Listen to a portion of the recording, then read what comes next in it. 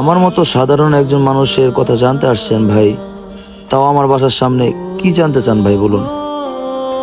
আসলে ভাই বিষয়টা হচ্ছে কি, আপনাকে আমি কয়দিন ধরে ফলো করতেছি। আপনি আমার হোটেলে যান, গিয়ে শুধু 10 টাকার ভাত নেন, কোনো তরকারি নেন না, শুধু কাঁচামরিচ দিয়ে খান। তো ভাই আসলে ঘটনাটা কি আমাকে একটু খুলে বলবেন? ও ভাই, আপনি এই বিষয়টা জানার জন্য আমার বাসার সামনে চলে আসছেন ভাই।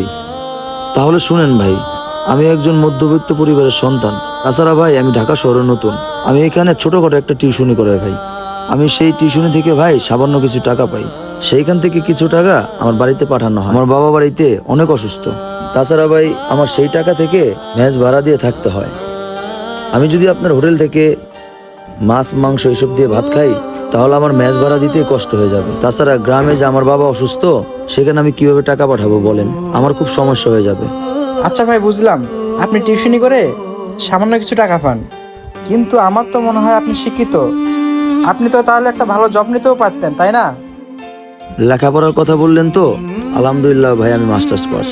কিন্তু ওই যে ভাই জবের কথা বললেন না, আমরা হলো গরিব মানুষ ভাই, আমাদের কে জব দিবে বলুন? তাছাড়া টাকা ছাড়া কি জব পাওয়া যায়? কিছুদিন আগে 3টা কোম্পানিতে 3টা ইন্টারভিউ দিতে গিয়েছিলাম।